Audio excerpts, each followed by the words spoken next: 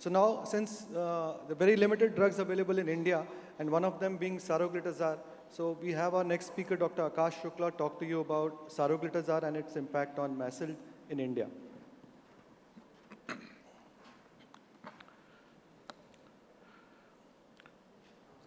Good morning, everybody. So this is an update from a phase 4 study.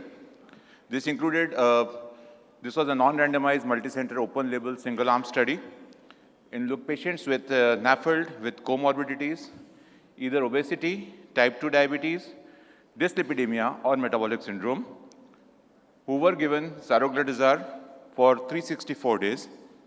The total sample size is 1,500 patients, with at least 200 in each cohort of comorbidities. The primary objective was to look at the efficacy by assessing the change in the liver stiffness measurement and the safety by looking at the adverse events and the serious adverse events.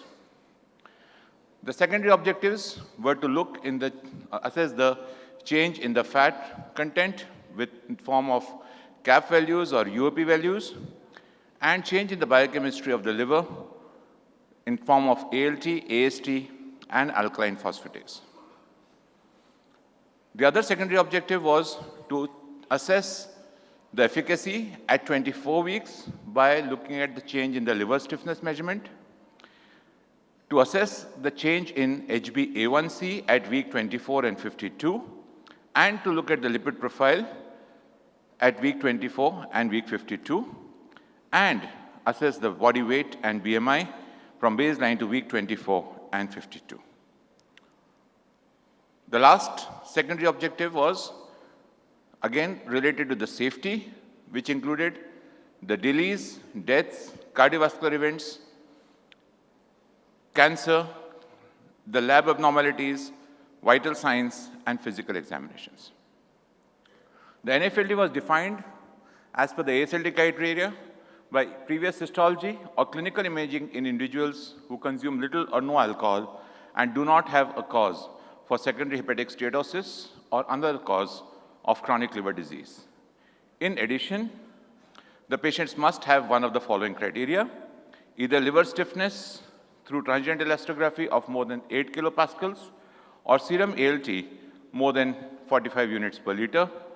For those patients who had a liver stiffness of less than 8 and ALT of more than equal to 45, the fifth score had to be more than 1.3 to be eligible for enrollment. So after the screening visit, patients had total of 6 visits. The 4th visit was at 24 weeks, and the 6th visit was at 52 weeks. There was a DSMB, which was external oversight, unblinded DSMB to review the study data, and it is aimed to protect the safety and welfare of the subjects participating in the clinical trial. And there is also a cardiac safety education committee and a hepatic safety education committee. So till 31st January, we have had 1,155 participants screened, of which 800 are enrolled. 477 have completed visit 4, that is 6 months, and 153 have completed visit 6.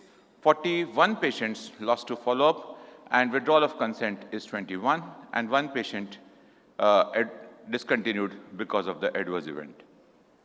These are the sites which are doing this study from across the country. The mean age was 45 years, the mean weight is 82 kgs, and the BMI is 29.9, and we have a male predominance of 71%. Coming to the primary endpoint, the efficacy. If you look at data on reduction of the liver stiffness, on the top left, you can see at 24 weeks, from 9.9 kilopascals, it's come down to 7.9 kilopascals, which is significant. At visit 6, that is 52 weeks, from 10.02 to 7.4. There is a reduction in the CAP value as well.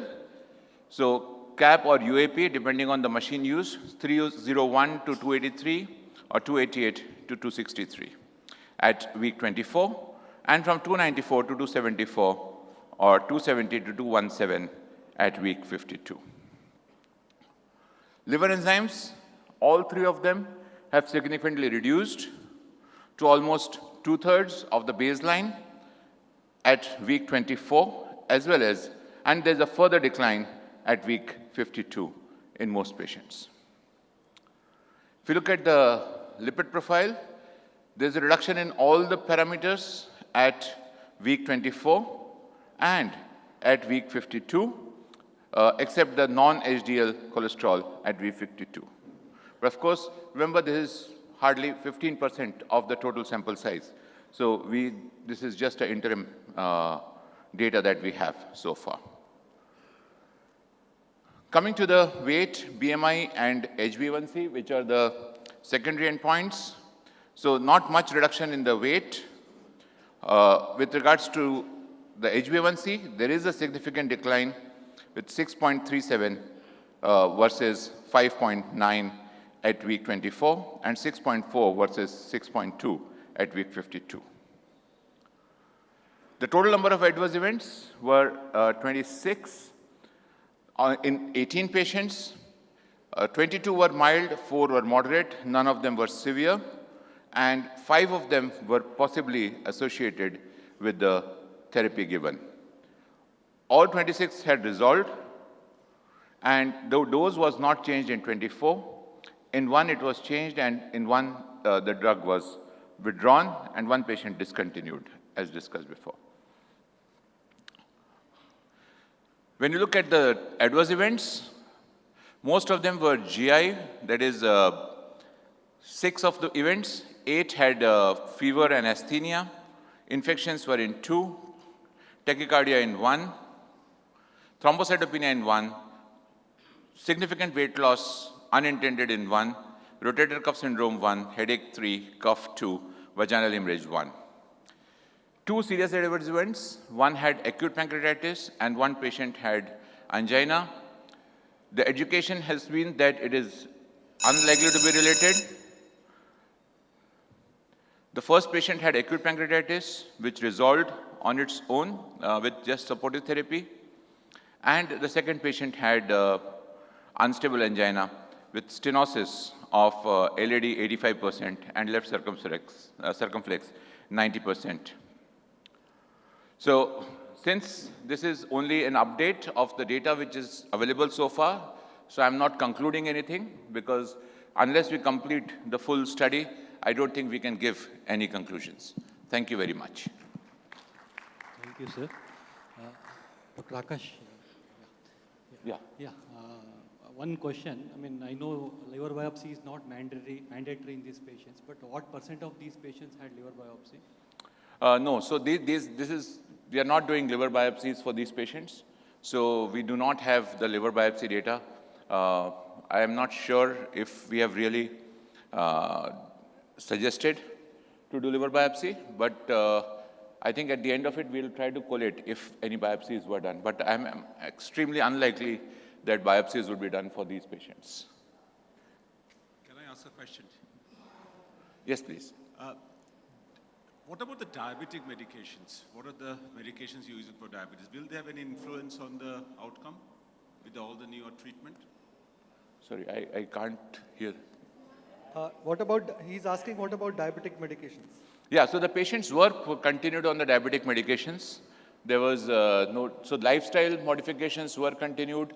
They had to be on the stable dose of the diabetes medicines. The new drugs could be added in the last 3 months. So those were all there. None of them were on semaglutide.